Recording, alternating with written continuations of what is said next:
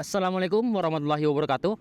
Kembali lagi bersama saya di podcast Perspektif episode ketiga. Kali ini lokasi episode ketiga lagi-lagi di Tenggarong. Seperti di episode sebelumnya saya bilang kalau Tenggarong itu tempat yang nyaman untuk kita nongki-nongki, diskusi dan sebagainya lah. Mungkin untuk teman-teman yang di Samarinda juga bisa lah ke sini nongki-nongki juga, diskusi-diskusi santai gitu. Ngebahas terkait perkuliahan, kehidupan dan lain sebagainya lah, untuk deep talk lah gitu katanya sih. Kali ini untuk episode ketiga saya ditemanin rekan diskusi saya dari orang Tenggarong asli juga. Halo Bang. Ya. Fatur Rahman. Fatur Rahman, silakan Bang.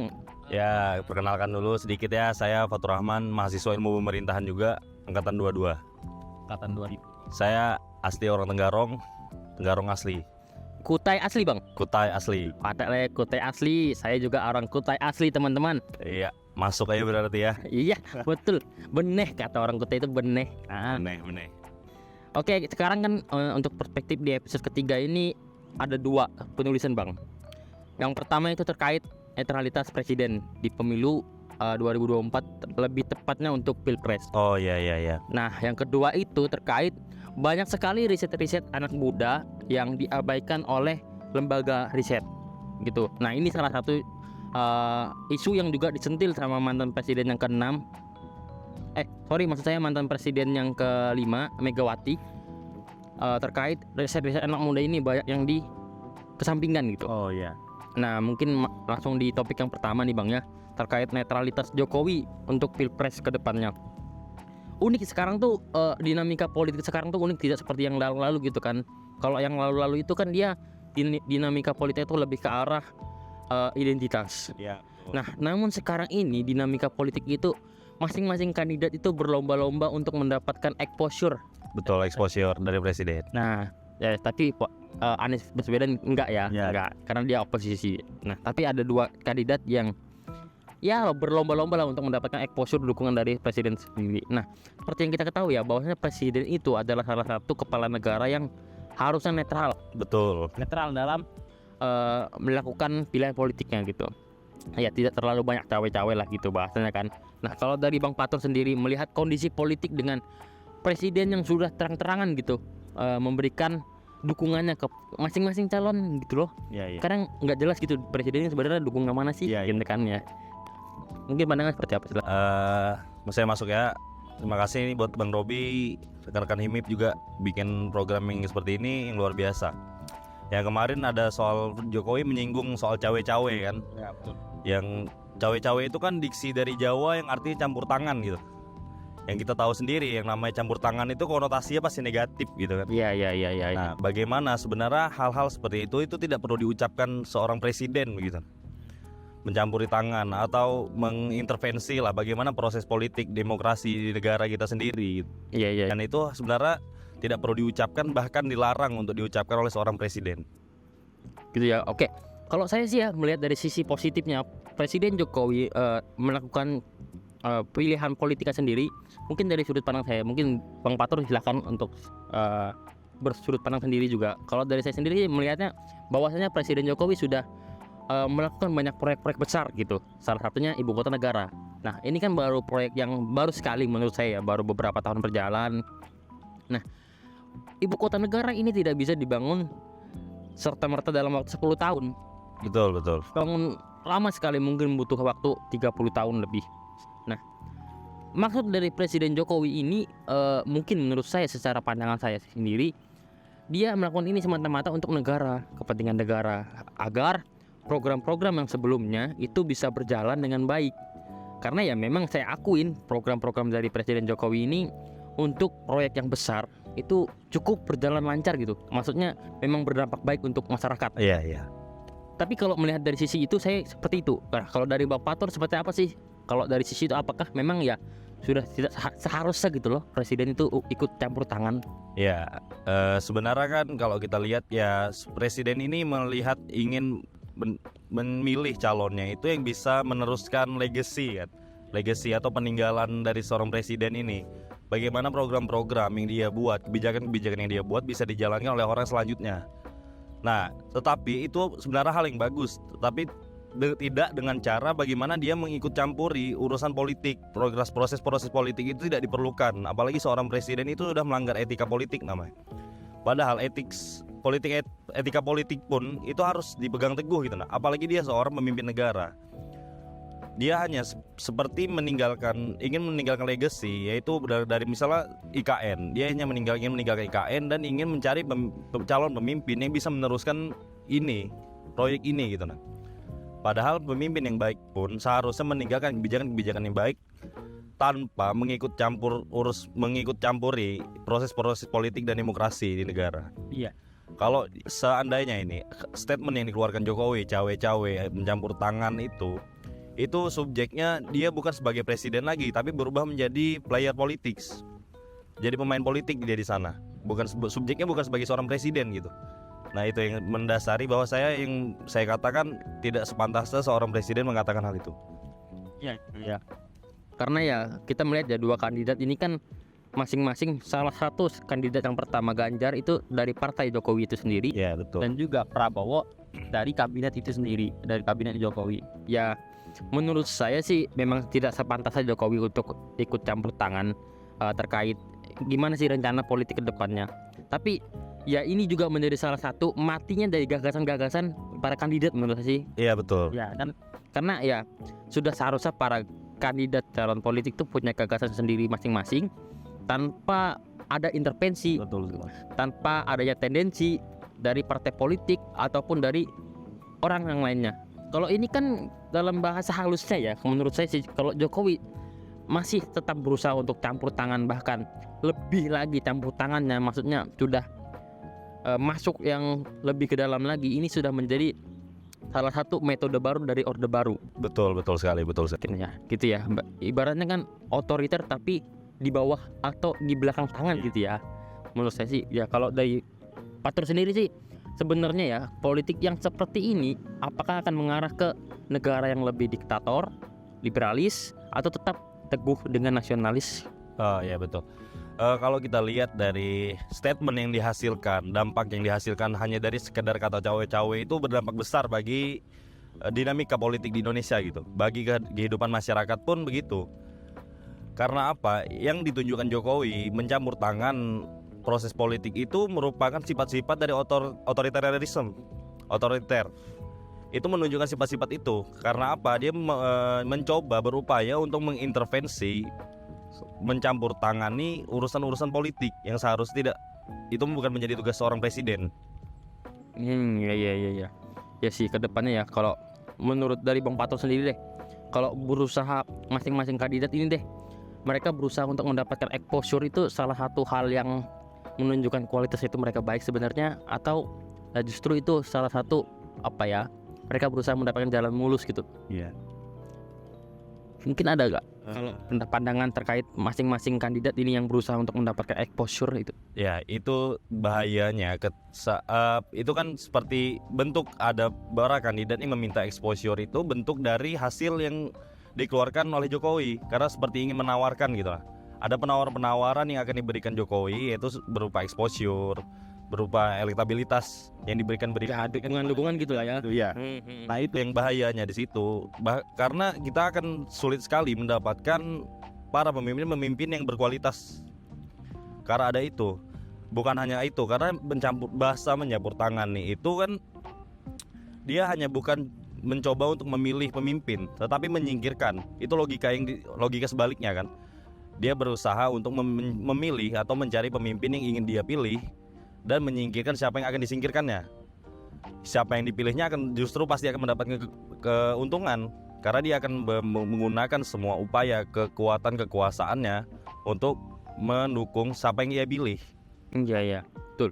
Ini sih salah satu era di mana satu-satunya era presiden itu ikut campur tangan terkait pilpres menurut saya ya. Ini salah satu hal yang memang sedikit baru ya di kita, negara Indonesia, negara demokrasi, yang seharusnya kebebasan berpolitik itu dimiliki oleh masing-masing warga. Namun ketika salah satu warga itu memiliki satu dampak yang besar ketika dia mendukung itu tidak sepantasnya untuk diucapkan. Salah satunya presiden itu ya. Ya kita harap sih kedepannya politik yang seperti ini berbuah manis gitu. Iya betul. Karena ya kita Semoga. ini kan masih baru ya, kita masih mengikuti perkembangan dinamikanya yang di politik ini seperti apapun itu. Ya alhamdulillah saya bersyukur sekali sih bahwasanya politik identitas itu perlahan-lahan mulai hilang. Walaupun sekarang muncul lagi isu strategis politik tentang mendapatkan dukungan dari Jokowi. Ya menurut saya sih agak sedikit terlalu mengagungkan Presiden Jokowi sih menurut saya. Ya walaupun dengan kinerja yang bagus, tetap ya masing-masing kandidat itu harus punya gagasan gitu. Betul. Tidak melulu berharap mendapatkan dukungan dari presiden. Mungkin itu untuk yang pembahasan terkait netralitas dari presiden. Mungkin dari Fatur ada closing statement untuk isu ini, silakan. Ya buat saya sih sebenarnya simple. Presiden itu sebagai pemimpin negara gitu, dia tugasnya menjaga kestabilan politik, bagaimana politik dan demokrasi di Indonesia ini berjalan dengan lebih baik gitu, yang berkualitas, bukan malah mencampur tangani yang justru akan merusak proses demokrasi di Indonesia. Begitu. Betul, sepakat. Tapi untuk teman-teman nanti yang sudah berusia 17 tahun ke atas, itu ketika nanti pesta demokrasi dimulai, tolong jangan golput. Ayo kita sama-sama memberikan sumbangsi kontribusi untuk negara dengan cara kalian memilih para kandidat presiden yang baik sesuai dengan kriteria untuk memajukan sebuah negara ini. Silahkan, monggo. Siapapun pilihan kalian, saya harap itu bisa bertanggung jawab. Tolong hindarin yang namanya money politik. Ketika ada orang-orang yang ingin memberikan uang kepada kalian dengan dalih untuk memilih mereka, itu bukanlah suatu demokrasi yang sehat. Mari kita berubah dari sekarang untuk menjadi SDM yang berkualitas gitu loh. Ya mau sampai kapan kita seperti ini terus gitu. Yang katanya negara dengan 270 juta lebih penduduk, tapi dengan kualitas yang seperti ini, itu sangat disayangkan sekali. Harusnya kita sudah menjadi negara adidaya sekarang. Iya. Dengan 70 tahun kita sudah merdeka. Itu. Next, sekarang kita lanjut ke pembahasan selanjutnya terkait banyak sekali nih riset anak muda ya. Kita kan anak muda nih, kita sudah banyak riset segala macam untuk memberikan kontribusi lah untuk negara ini kan ya, untuk perubahan-perubahan sosial. Tapi sayangnya dari badan riset itu sendiri mengabaikan gitu loh. Itu mengabaikan tuh, aduh gimana gitu. Nanti katanya anak muda ini nggak ada kontribusi buat negara, katanya gitu kan ya. Iya, betul. Ya padahal kita sudah lakukan riset, kita sudah mencoba segala sesuatu untuk memberikan kontribusi kita untuk negara gitu. Nah kalau dari Fatur sendiri sih gimana sih terkait riset-riset yang banyak dilakukan oleh anak muda untuk kemajuan bangsa ini, itu diabaikan gitu? Ada pendapatnya, silakan. Menurut saya itulah yang menjadi tugas yang diabaikan oleh pemerintah gitu. Pemerintah selalu mengatakan bahwa anak-anak muda sekarang itu hanya bisa ngucap aja gitu. Bisa ngata-ngatain aja, bisa melakukan hal-hal yang memang sebenarnya tidak bisa membantu negara. Padahal banyak yang dilakukan anak-anak muda, riset yang dilakukan itu dengan tujuan juga mendapatkan cita-cita bangsa, mencerdaskan kehidupan bangsa contohnya. Iya, betul. Padahal banyak sekali itu yang dilakukan anak muda berinovasi untuk memajukan negara kita. Iya.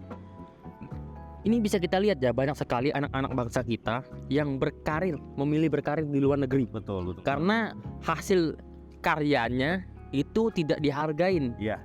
Nah, salah satu faktanya mungkin bisa kita lihat, mungkin teman-teman juga sudah pernah dengar kalau pencipta jaringan 4G itu salah satunya orang Indonesia. Betul. Nah, dia itu sudah pernah mengajukan jaringan penguatan jaringan itu di Indonesia, namun ditolak, ditertawakan gitu loh.